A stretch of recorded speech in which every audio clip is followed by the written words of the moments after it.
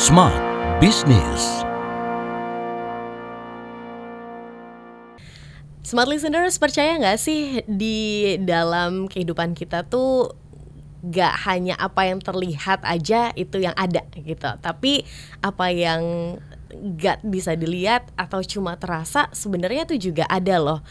Yang salah satunya mungkin bisa kita sebut sebagai energi, dimana kadang ini bisa jadi daya ungkit dan pendukung begitu ya dari effort yang sudah kita lakukan.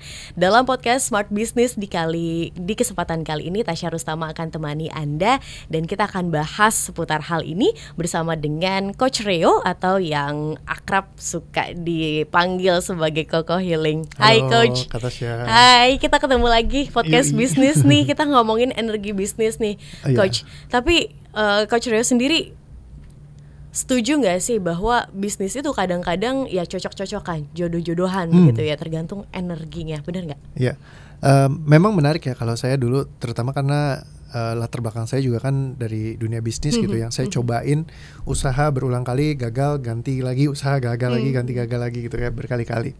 Nah terus ada satu momen yang cukup menarik ketika dulu salah satu kayak partner saya, dia bilang gini, bro kamu harus coba ikut training ini gitu. Jadi kayak dia ajakin ke training gitu, trainingnya 3 hari. Nah dia bilang ini membedah tentang alam bawah sadar manusia. Hah, apa tuh alam bawah sadar gitu kan? Dia bilang ternyata manusia itu ada pikiran sadarnya, terus ada alam bawah sadarnya. Dulu dia bilangnya gitu, tapi ternyata kalau sekarang lebih dikenal pikiran bawah sadar. Nah jadi kayak di kelas itu tuh saya ada satu sesi yang namanya forgiveness therapy, itu menarik. Jadi kayak terapi memaafkan lah gitu. Nah jadi singkat kata kayak dihadirkan orang tuanya, terus kita disuruh minta maaf kayak gitu. Mereka juga kayak diilustrasikan kayak minta maaf sama kita. Nah di masa itu tuh aku bingung gini, karena kan hubunganku baik ya sama orang tua aku, sama mama papa tuh kalau datang bisa peluk-pelukan gitu. Biasa kan orang jarang yang peluk-pelukan, apalagi kalau dari kayak keluarga Chinese tuh agak kayak sungkan gitu buat. Ya tapi kalau aku tuh udah biasa peluk-pelukan, ketemu mereka juga happy gitu. Pas lagi sesi itu aku bisa nangis luar biasa banget, sampai yang kayak kebawa banget sama emosinya, yang kayak marah, keselnya aku tuh ternyata banyak banget yang ketampung dari masa lalu, itu kebuang semua di situ. Jadi pas meledak-ledak nangis-nangis, abis selesai tuh kayak leganya luar biasa, kosong, bener-bener selesai. Nah semenjak dari situ aku ngerasain kayak kelegaan yang bener-bener luar biasa banget, kayak tenang banget. Abis itu yang lucunya, saya lagi ngerjain bisnis itu udah ada 1,5 tahun saya kerjain bisnis, salah satu usahanya saya itu yang barengan sama partner yang ini. Usahanya tuh nggak jalan gitu, jadi kayak udah dicobain gagal lagi. Tiba-tiba pas hari itu tuh ada transferan masuk rekening. Wah lumayan ya, ada 600.000 gitu. Terus wah ini mungkin rezeki nomplok nih dapat dari ini gitu ya. Wah money magnetnya jalan gitu kan. Tapi besok nggak tahu lah bener nggak apa. Pokoknya jangan berharap deh gitu. Terus besokannya lagi transferan lagi 500.000, transferan lagi 1 juta, ada transferan lagi. Pokoknya setiap hari sampai hari ini belum pernah berhenti. Wow. Jadi kayak setiap hari tuh ada transferan gitu. Jadi kayak saya nggak pernah nyangka bahwa hal seperti ini tuh ada sebelumnya, karena saya udah ibaratnya banyak ikut kelas macam-macam. Tapi ternyata kelas yang saya ikutin kebanyakan kelas teknikal, how to, cara dan langkah, strategik secara psychological. Jadi lebih ke arah bicara skill, strategi, kayak gitu. Jadi kemampuan dan keterampilan. Nah tapi ternyata di dalam tubuh kita bisa menyimpan satu struktur yang kita juga nggak tahu, yang tadi dibilang alam bawah sadar itu. Bahwa secara pikiran sadar saya merasa hubungan saya dengan orang tua saya baik-baik aja. Tapi hati-hati di situ. Bisa jadi kita berpikir baik-baik tapi tubuh kita berkata lain. Nah jadi ternyata di alam bawah sadarnya itu sampai yang nangis-nangis energinya, vibrationnya sampai begitu luar biasa masif. Jadi itu yang sesuatu yang saya nggak tahu banget gitu. Nah mulai dari situ saya jadi kayak fanatik banget sama nih alam bawah sadar, kayak gue mesti tahu di isinya apa aja gitu. Jadi kayak akhirnya saya keliling tuh buat ngertiin di sana gitu. Nah akhirnya along the way saya banyak bantuin kayak klien-klien saya memang yang kayak memang business person, C-level segala macam. Anda bisa lihat lah track recordnya di TikTok saya gitu ya. Nah itu memang ketika dibantu mereka ngerasain kayak performance mereka tuh naik banget gitu. Kalau saya ngerasain lebih karena gini, karena kita di Indonesia misalnya selalu didoktrinasi namanya sama orang tua itu kita perlu hubungannya baik, ya kan. Kalau anak durhaka biasanya rezekinya seret. Nah, kayak gitu ya. Jadi itu udah ditanemin dari kecil kan. Nah, karena ditanemin dari kecil itu jadi kayak base foundationnya dalam sistem kita. Sehingga secara pikiran sadar, mungkin saya pengen sukses, pengen berhasil. Secara bawah sadar, tubuh saya tuh masih, lu nggak layak berhasil deh, lu masih nyimpen dendam kayak gini, masih benci sama orang tua lu sebenarnya. Jadi walaupun di pikiran baik-baik aja, tapi di bawahnya belum kan. Nah itu yang ternyata yang nggak sengaja mungkin hambat gitu. Jadi begitu dia kebongkar pecah waktu itu, selesai semua ya sudah, hubungannya baik. Abis itu rezekinya jadi kayak ngalir terus. Nah mulai dari saat itu pola-pola lama yang dulunya kacau-kacau itu ke distract tuh. Jadi akhirnya ya rezeki bisa datang bahkan di bisnis yang tadinya saya jalanin yang gagal juga gitu. Tapi kok setelah dijalanin malah bisa bagus gitu. Jadi kayak sesuatu yang menurut saya ada memang hal yang ya tubuh itu kan manusia ya, tubuh, pikiran dan jiwa gitu ya. Ada spiritnya juga gitu yang kita vibrationally kayak contoh mau ketemu teman kita, kita mungkin lagi ngobrolin tiba-tiba orangnya nongol gitu. Terus lagi keinget tiba-tiba dia telepon gitu. Lagi pengen bakso tiba-tiba tukang bakso lewat. Jadi kayak boleh bilang cocokologi, tapi cocokologinya sering banget muncul. Nah, jadi ketika kita masuk vibrationnya tepat, kita tuh kayak sering dipertemukan, kayak terundang lah di momen-momen tuh yang serupa juga. Nah dulu sih aku nggak ngerti itu, tapi ya karena ngelihat buktinya sangat banyak, ya akhirnya ya mau nggak mau jadi oke, mungkin hukum seperti ini memang beneran ada gitu. Nah jadi kurang lebih kayak gitu sih. Oke. Karena aku pribadi percaya dengan energi itu begitu ya Coach, bahwa kalau misalnya kita energinya bagus, energinya oke, ya akan mendatangkan energi yang sama gitu. Pun kalau andai kata kita lagi uring-uringan, lagi nggak oke, lagi negatif lah bisa dibilang ya, nanti juga akan mendatangkan yang sama. Kita kan di bisnis maunya sukses, maunya lancar begitu kan ya. Sementara agar bisa sampai sukses, bisa sampai lancar kan butuh nih energi positif, energi bagus yang akhirnya mendatangkan rezeki. Dari yang sudah Coach pelajari, apa yang dibutuhkan agar kita bisa satu vibrasi nih dengan rezeki yang kita miliki, terutama dalam hal bisnis? Ya, sebenarnya kayak mesti selarasnya itu sih. Jadi kadang-kadang di dalam bisnis pun kayak kita misalnya punya trauma masa lalu gitu ya, kayak pernah gagal, pernah segala macam. Nah kadang-kadang ketakutan-ketakutan itu dia masih nyangkut di dalam sistem bawah sadarnya. Jadi kayak itu yang bikin orang kayak tanpa dia sadari justru ngundang hal-hal yang tidak diinginkan. Jadi misalnya contoh, saya banyak menemukan pola ketika justru misalnya mungkin lebih gampang kalau kita bikin kayak bentuk manusia lah ya. Banyak banget yang datang ke saya tuh untuk masalah hubungan gitu. Jadi pengennya laki-laki yang baik gitu yang datang. Tapi yang muncul laki-laki yang jahat mulu gitu. Kenapa? Karena ternyata dalam hatinya itu masih takut sama laki-laki jahat. Nah ini jadi kalau misalnya pas lagi kepikiran gitu, saya pengennya laki-laki baik. Kenapa? Kalau ditanya kenapa? Karena saya takut ketemu yang jahat lagi. Nah, takut ketemu yang jahat lagi, ketemu jahat lagi, ketemu jahat lagi, ketemu jahat lagi, ketemu jahat lagi, ketemu jahat lagi, ketemu jahat lagi, ketemu jahat lagi, ketemu jahat lagi, ketemu jahat lagi, ketemu jahat lagi. Ini jadi kayak canting di dalam bawah sadarnya. Akhirnya ketemu laki-laki yang kelihatannya baik, tapi sebenarnya jahat. Karena vibrationnya masih cantingnya barengan gitu. Sama kayak kalau di bisnis juga begitu, dia pengennya sukses tapi aduh gimana ya kalau gagal lagi, kalau gagal lagi, kalau gagal lagi, kalau gagal lagi, kalau gagal lagi, akhirnya ketemu sama bisnis yang gagal. Jadi semakin kalau kitanya beresin, dia jadi nggak ada energi yang mancingnya ke vibration yang lain gitu. Benar-benar ketika mikirin bisnis, kenapa kamu bisnis pengen berhasil? Bukan karena saya takut gagal, bukan karena saya takut miskin, bukan karena saya takut susah. Tapi benar-benar saya pengen bisnis ini berhasil karena memang saya mau ini berhasil. Karena saya memang pengen bikin keluarga saya lebih happy, bahagia semuanya. Pokoknya pengen ningkatin kualitas hidupku. Jadi kayak secara vibrationnya kayak gitu, di belakang sini udah kosong nih, udah gak ada lagi yang negatif. Kita akan invitingnya yang benar-benar yang kita mau. Nah, jadi dia clean, benar-benar selaras tubuh, pikiran, jiwa inline. Kayak gitu. Wow.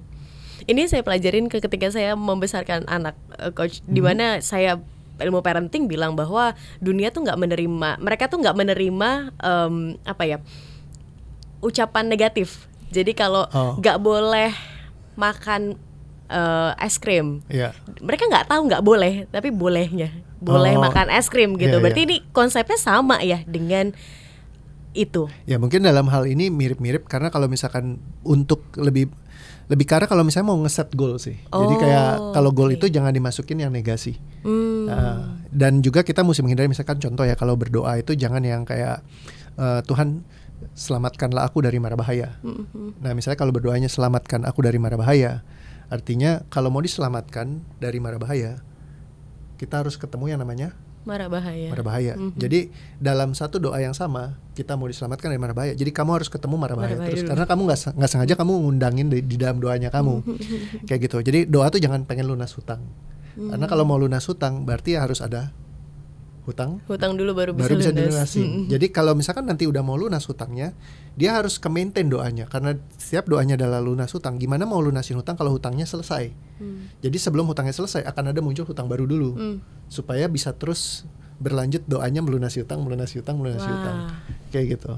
Nah itu pattern unconscious sih, bawah sadar ya, menarik memang. Kayak gitu. Dan ini erat banget kalau misalnya kita ngomongin di bisnis kan, karena ya walaupun bisnis terlihat bisa kita jalani, bisa dirasa gitu, tapi energinya ini yang nggak kelihatan, ibaratnya absurd begitu kan ya, Coach, nggak bisa kita pegang dan cuma ya bisa tercipta ketika misalnya dari pola itu ya. Ya, mungkin kita paling gampang sense-nya adalah kamu track aja kayak 5 tahun ke belakang, improve gak? Ya kan, kalau hidup kamu kayak jalan di tempat atau gak banyak improvement, atau kamu udah coba banyak hal tapi masih gagal terus-terusan, mungkin ada pattern unconscious yang kamu gak sadarin. Jadi kayak mungkin entah mental block atau apa segala macam yang bikin kamu punya ceiling. Misalkan kayak banyak ketemu ceiling yang kayak mentoknya, misalkan income saya tuh di 200 juta misalkan. Kalau ketemu di atas 200 juta tuh kayaknya langsung ada sesuatu yang bikin dia balik lagi ke 200 juta misalnya kayak gitu. Jadi kayak polanya tuh dia stuck di angka-angka tertentu. Nah ada yang kayak gitu. Nah jadi mereka bisa nyangkut di dalam sistem. Kayak saya contohnya yang menarik sih, yang pas kasus saya juga lumayan, karena dulu saya mentok di angka 40 juta. Jadi kayak kalau mau tembus 40 juta per bulan tuh gak bisa. Jadi kayak selalu range uang saya tuh di 40 juta terus.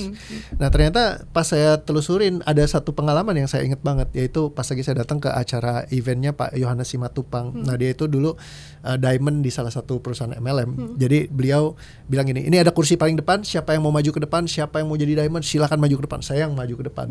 Abis itu dia gayanya kan emang kalau Pak Yohanes tuh apa ya, kayak nyemangatinnya tuh, emang kamu bisa, saya nggak yakin kamu bisa sukses gitu dapat jadi diamond 40 juta penghasilan, nggak mungkin lah, kayak dia bilang begitu. Emang bisa? Terus saya bilang bisa Pak gitu kan, ya namanya kecil kan semangat aja, bisa Pak, saya pasti bisa gitu ya, pokoknya saya janji. Kamu berjanji kayak gitu? Saya berjanji gitu. Ternyata janji hati itu nyangkut di situ. Jadi income saya 40 juta per bulan. Jadi pas mau naik balik lagi nih settingannya diamond nih 40 juta gitu kan. Jadi akhirnya nyangkut terus, padahal diamondnya udah kena inflasi gitu. Itu kan 2004 ya saya di sana gitu. Jadi kayak udah jauh banget gitu. 40 juta saat itu mah gede ya. Saat ini kan udah gak relevan gitu. Jadi wah memang ya, kalau diinget kan dulu lagunya Melisa, abang tukang bakso mari aku mau beli 1 mangkok saja 200 perak. Yang banyak baksonya. Sekarang 200 perak dapetnya kuah doang kali ya. Dapat omelan abang ya. Aduh, ya kayak gitulah. Jadi ya memang dinamiknya lain ketika kita mungkin menemukan apa yang menjadi problemnya kita bongkarin, bisa jadi dia berubah polanya. Kayak gitu. Nah begitu dari pecahin ya jadi bisa tembus keluar gitu. Kalau enggak ya susah nyangkut di situ terus. Ngejaga energi bisnis ini biar sinkron terus gimana, Coach? Kalau misalkan sebenarnya kalau udah dibongkar, dia akan beda termostatnya. Jadi jalurnya akan lain. Kalau ceilingnya masih nyangkut ya dia susah buat ditembus ke atas. Tapi once dia udah ketembus, udah lebih gampang tuh. Nah ibaratnya kayak gulungan momentum tuh kayak bola salju yang kegulungnya tuh lebih gampang karena dia udah nggak ada yang kayak ngehambatnya lagi. Nah jadi ketika dia memang dibongkar dengan benar, itu dia bisa ke level yang lebih tinggi. Tapi nanti kalau udah muncul mentok lagi, nah kita mesti telusurin lagi tuh, apalagi yang nyangkut. Nah jadi kadang-kadang nge-break itu mungkin kalau aku senangnya kayak dari baca buku gitu kan, kita jadi tahu oh insight apa nih yang ternyata yang berbenturan sama keyakinan kita dulu. Terus bukan sekedar keyakinan, tapi gimana caranya biar ngeberesin itu benar-benar kita bisa cabut dari sistem kita bisa di replace gitu. Nah itu yang lebih penting sih, sama nemuin kira-kira benih-benihnya ini nyangkut di mana. Nah kalau ketika diberesin dia bisa buat lebih gampang. Mungkin ini bicaranya teknikal sih ya. Soalnya kalau ditanya kayak ke dokter gigi, dok gimana sih cara cabut gigi? Ya dicabut aja. Ya kan, cuman buat nyabut gigi tuh ada sekolahnya sendiri gitu sampai bertahun-tahun kan ngambil udah jadi dokter ada spesialisasinya lagi gitu kan. Jadi kayak nggak segampang itu juga. Tapi ya buat mereka memang seperti itu gitu. Nah mungkin kalau ya kayak tadi ya yang bisa saya sarankan adalah ya ngeberes-beresin strukturnya ini. Jadi kalau misalkan strukturnya dia rapi, akan lebih gampang buat dia mungkin meraih apa yang dia mau. Oke. Strategi bisnis satu hal, manajerial satu hal, kemampuan skill satu hal. Tapi jangan lupa juga ada faktor X kalau dibilang gitu ya. Energinya ini yang mungkin bisa dibalance. Kalau misalnya merasa masih aduh kok saya nggak bisa ya untuk reach out yang lebih lagi gitu, mungkin butuh seeking help, Coach Rio bisa bantu mungkin ya. Bisa di reach di mana? Reach out. Kalau aku biasa masuk di @kokohealing di TikTok sama di Instagramku bisa. Kayak gitu. Jadi silahkan kalau misalnya mau main-main, mau tahu gimana konsepnya, langsung bisa di reach out di Instagram dan juga TikToknya Koko Healing. Thank you. Iya, makasih Kak Tasya. Kita tutup dulu ya episode kali ini, dan terima kasih juga untuk Anda smart listeners yang sudah bergabung bersama dengan kami. Akhir kata saya Tasya Rustama dan Coach Rio. Yes, kami pamit. Sampai jumpa. Smart Business. Lead you better.